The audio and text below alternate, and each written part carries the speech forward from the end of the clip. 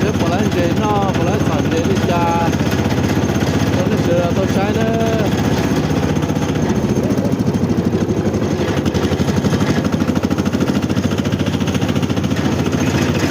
để chế xin phải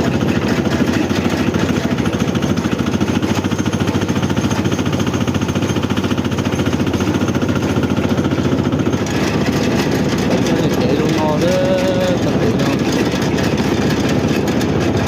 bây giờ một chế về chế cảm ba nữa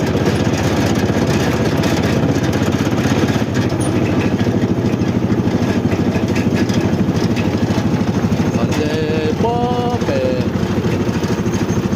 trống nó nữa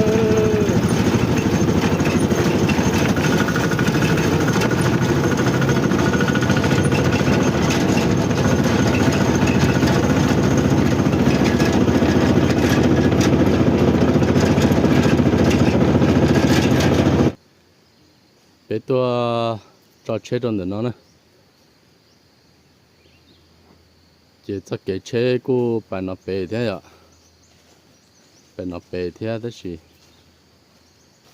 bé nó làm một bé được cả anh khổ bé lo chế bé cho chế nó xí cho bé giờ một cái tờ họ nó lại to nữa lá nó to to cứ hạ thế ạ họ chân cho cái tua nhà tôi nó to nữa tôi đã nó to thì bây giờ bài họ nó to nữa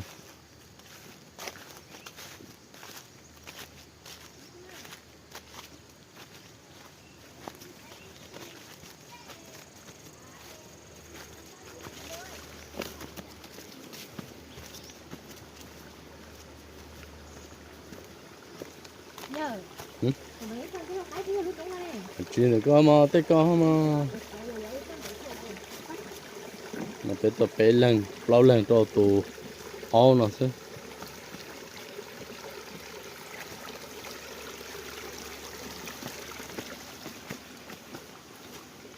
nó tụm xài nó có to non chè thì cho to non chè nữa sẽ bổ món chè cho bé non này nên nó mất thọ ta chỉ mua sữa bé chè là nó tới miệng chè sao nữa chè lo chè chỉ chè xe đi được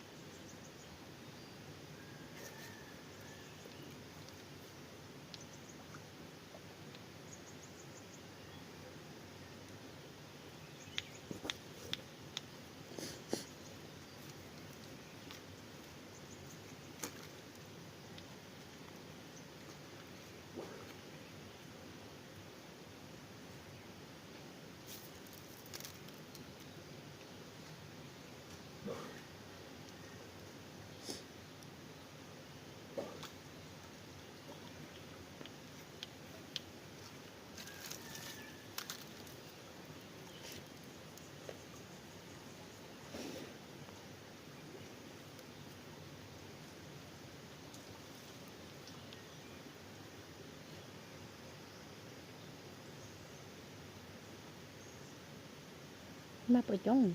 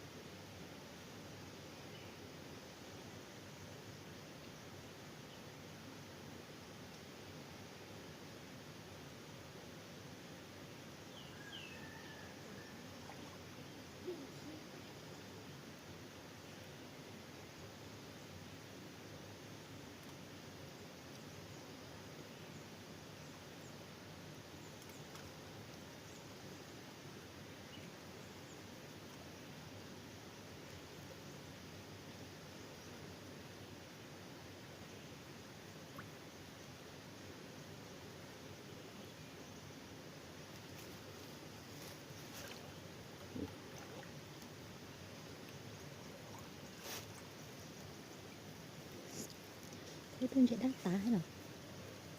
Dê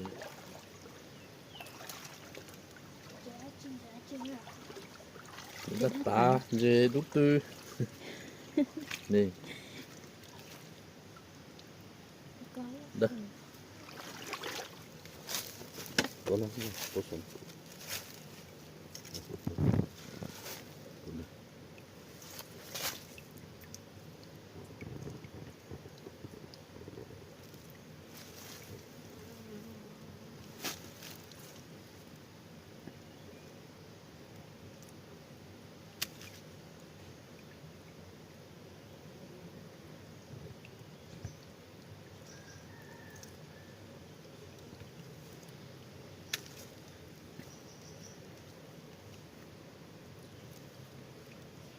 Sẽ sạch đây.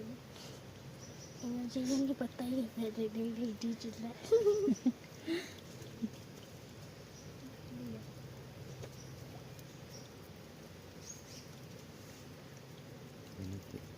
Ui vô.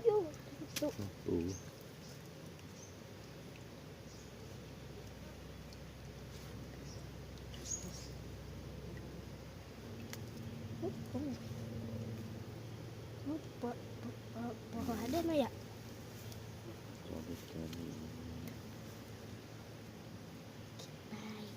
Ồ,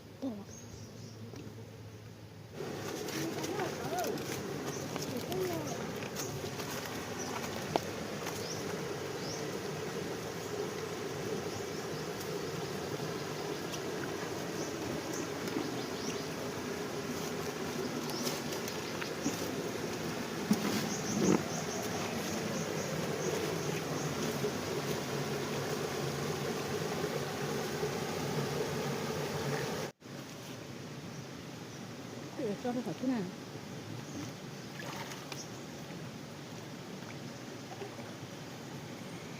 Ai chưa có cái bộ không đi.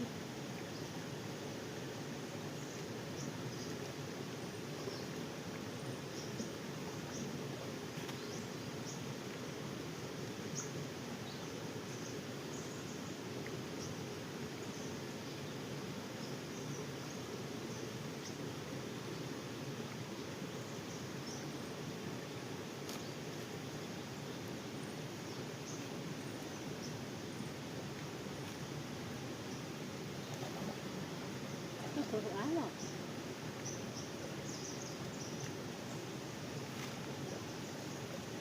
Nè, 누가 주소 문제라. 이제 너 hổ.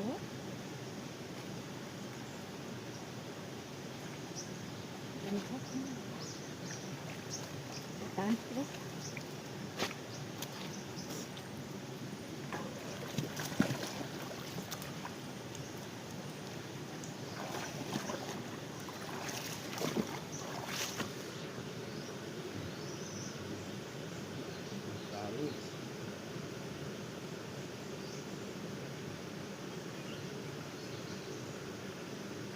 Muốn chế lo lên chế thở. Ui, đi được bông xuống.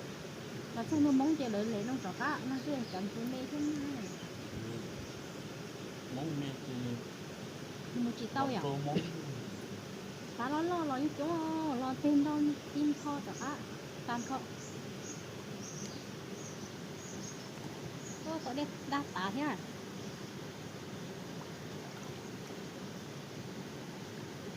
Tao nói cho lo khó, lo trong bóng để tặng. mong cà phê Không à.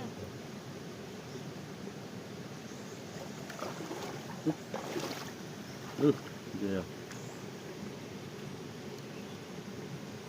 Đi từ đất tả lo trẻ là. Các chừng là có lúc lo xong ấy.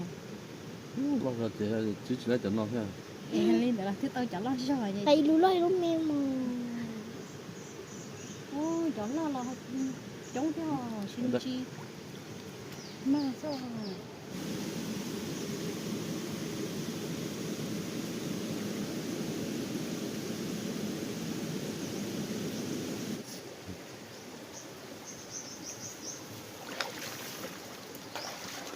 ôi chú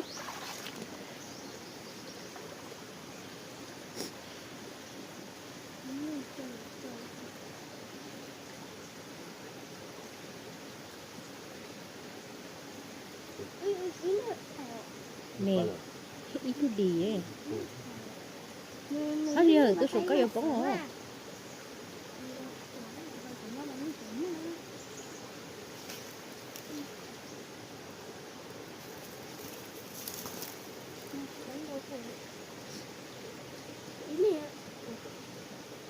tôi chỉ nói em biết hồi sợ cái biết họ à có kiếm đâu đi đi bón được sợ cái gì đây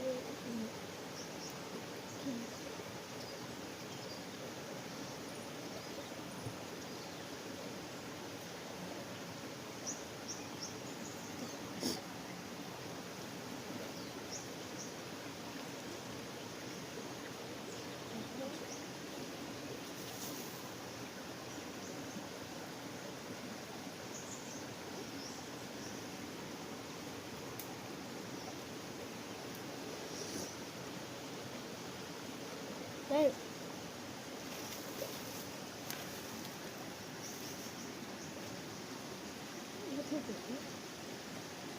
nếu mà tiền nó số độ tiền nó để tôi nóng cả còn gì đó nó tiền gì lia đây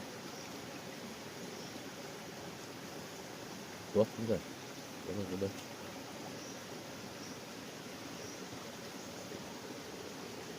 nhưng mà bị chập bài nếu rõ lúc cả kia rồi thì thằng chớ nó đâu chứ thôi biết rồi nên đã được chân được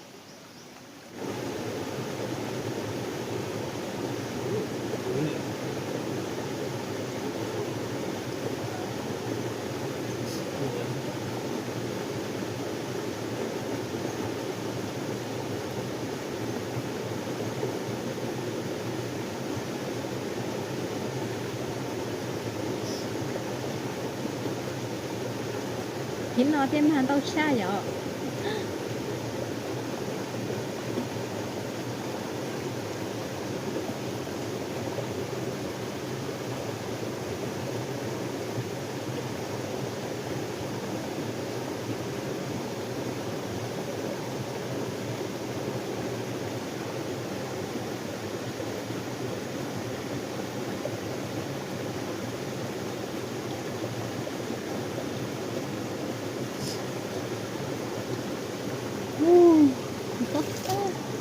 nó được chưa đó chứ cho mình nhận chỉ lo thôi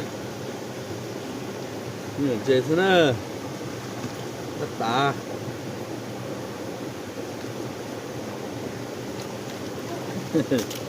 được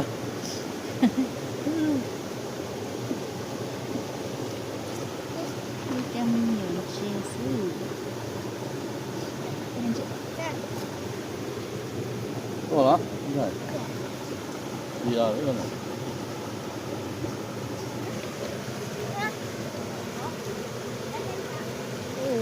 cái chúng ta còn muốn đi phải từ đó nó mới chơi ra là to nó chứ nó không chơi nữa nó của hai của biết có cái này lên chưa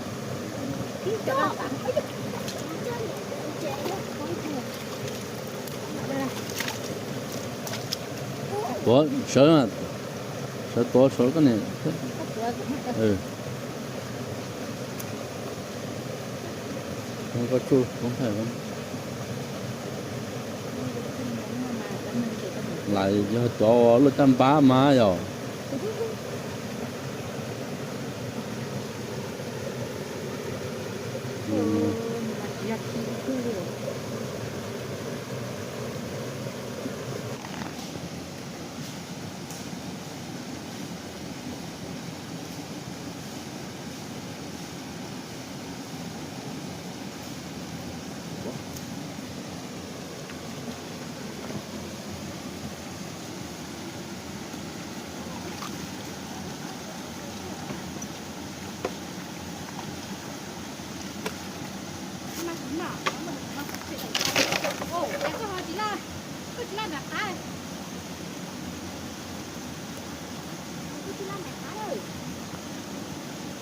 Oh, rồi lý do gì gấu rất là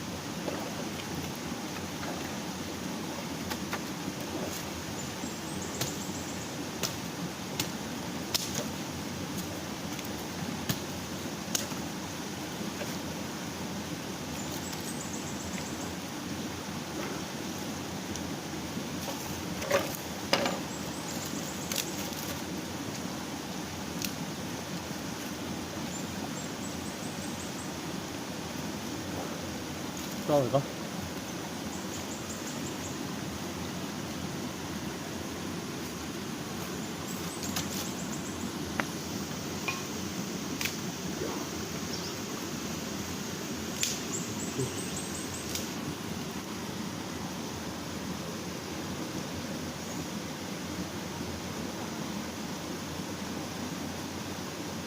ốm ha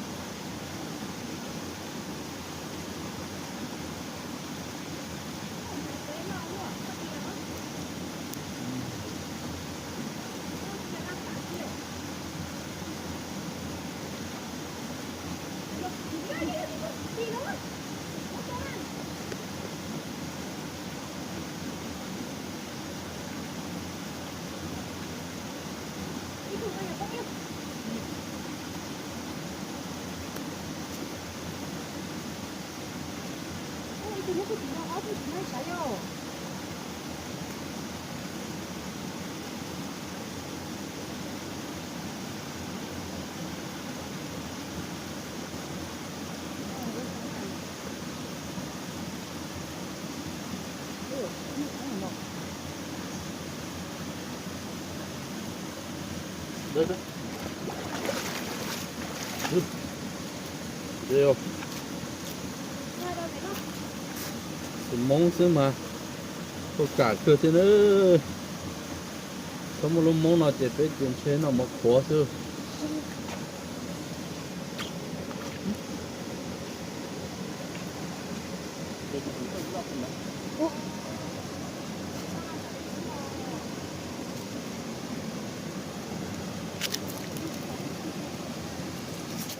Cái cho có đồ thôi ấy. Hay là thiêu chứ. Yeah. Nè.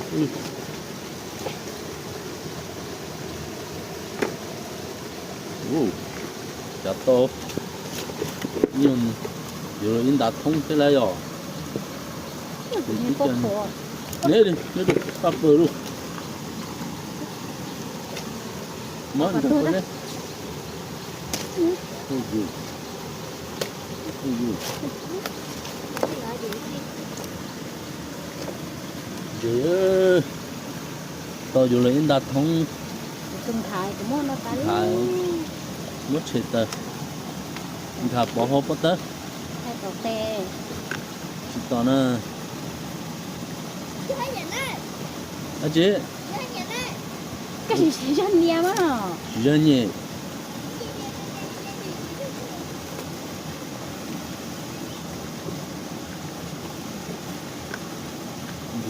Tá cái chi.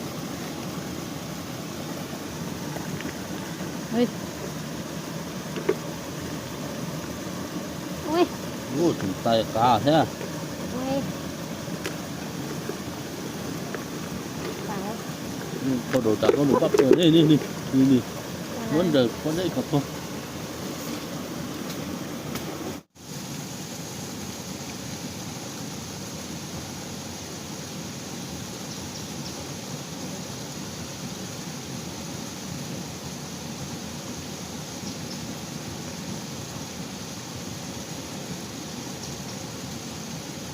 đừng có xoáy quá. Lọc.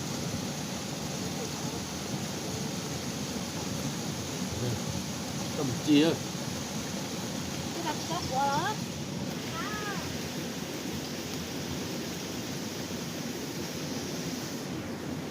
Thu ra rất khó.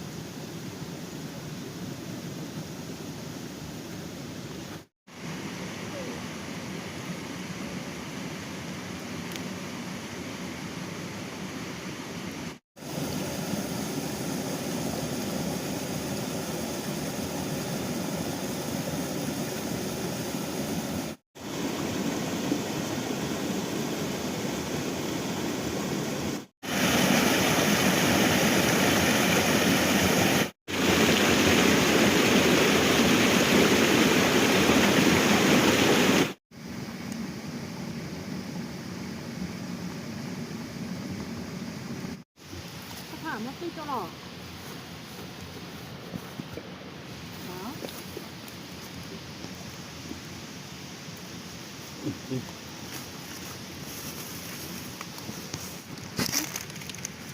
thế là món nó gặp không nhiều này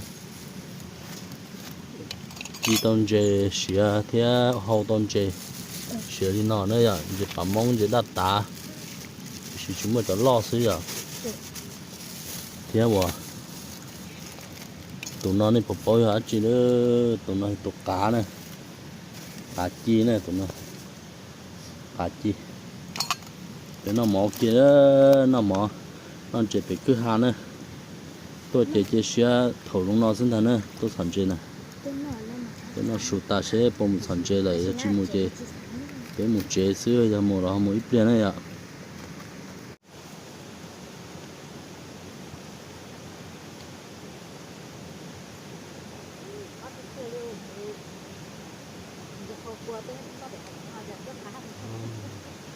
Không là chuyện nó ra chuyện khác ở đây rồi.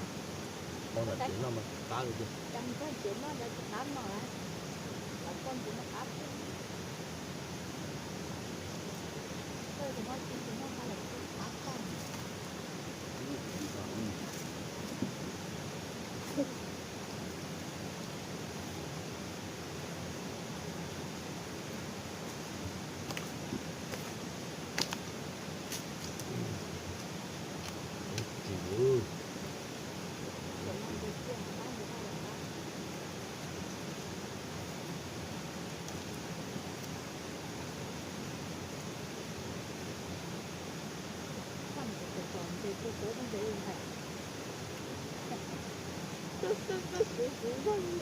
Đó là sọt tạc chỉ tạc dễ.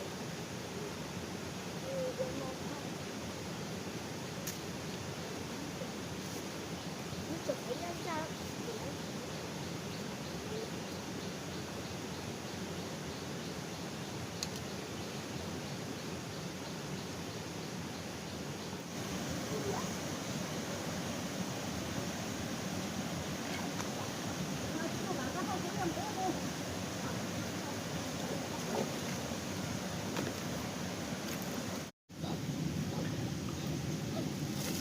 nó số chế xả lại khó nó này xả lại bấm màn lên ít lù tờ luôn chị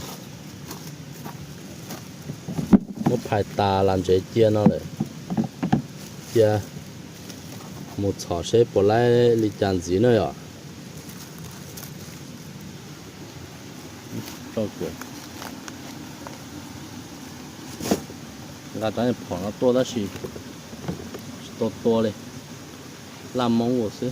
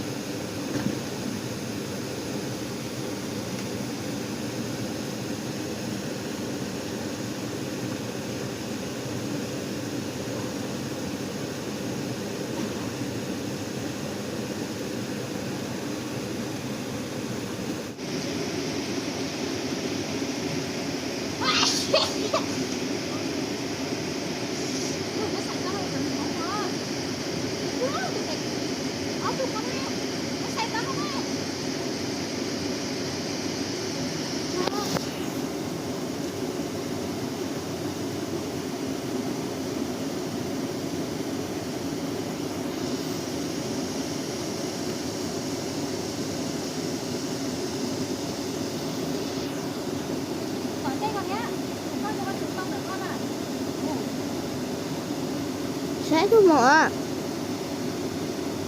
Lo. Sáng chú mọ.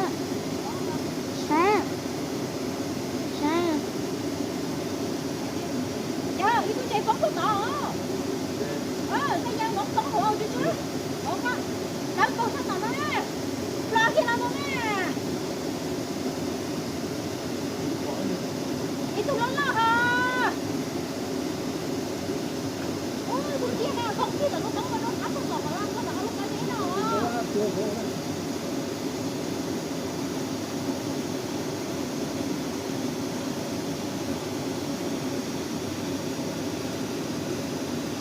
Thế cơ mà đâu thôi á.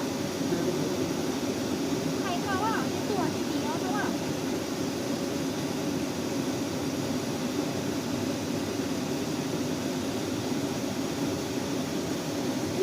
Ô, cái chúa.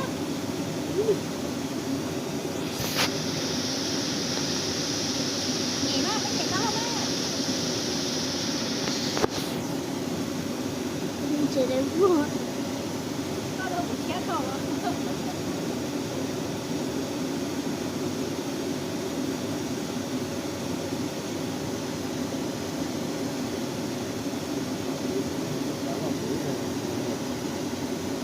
Con bây giờ thì bóng mơ. Thì em có chạy còn thua cho. Không tả lo. Bóng Mà thân mơ. mà. Bóng cho.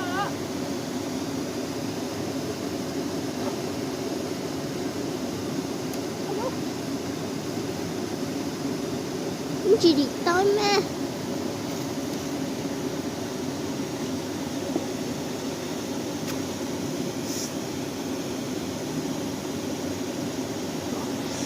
Mất què.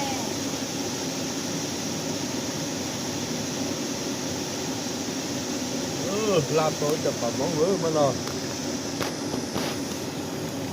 Nó bảo bóng quá à. Bà món.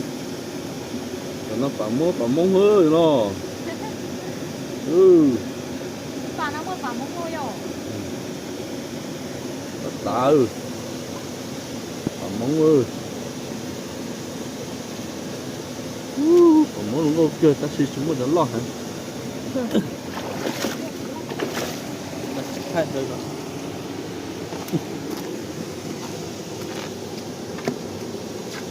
Tao không có được. Bà nó bảo đi.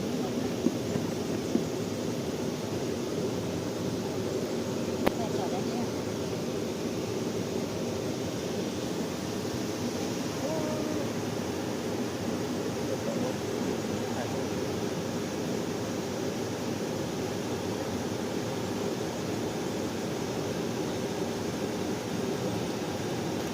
để đợi dần dần nó ta chơi nếu một chế thế thì còn tốt nhá lúc nó có hiểu gì thế dần dần nó ta chơi cũng một chế đó thế xong chế nó có mua chứ dần dần nó ta cũng một chế thì có mua mà đến đó thôi đừng chế ta nữa rồi đấy nó đây đi dần dần bà mông luôn có sự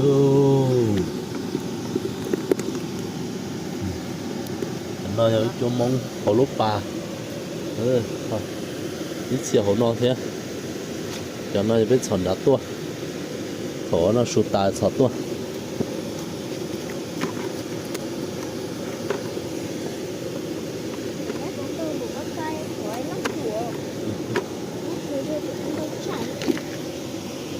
nó sụt tài biết chọn lá khả năng gì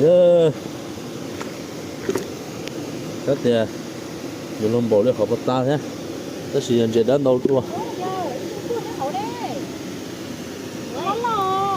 lúc ba là nó này cái sọt lúc ba nó sẽ rất nè chưa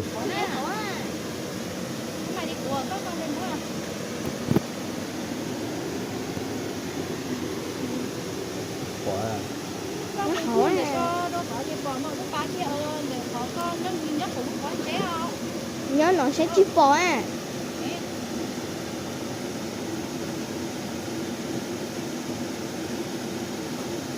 đúng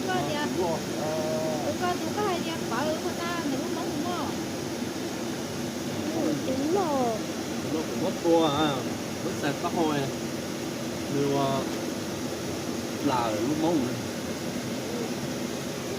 bọc trâu và móng ơi rồi hãy nhớ cho luôn xì rồi nhớ đừng nó sẽ chip bò chứ nó sẽ bò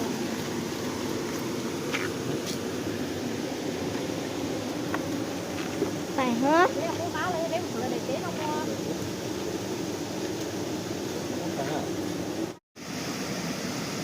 để xỏ cho lúc bà nó xin này chế tròn đủ hết chế bé quê một chế nữa trồng phong gì này chế bé ba một chế sư dùng một trong là chế bé mà chế xin phải chế này à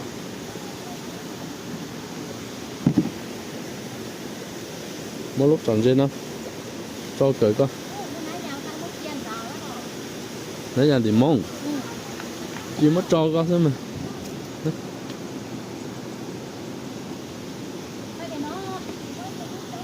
cái số nó bay à bay là có bay mà là có bay tóc kiếm mà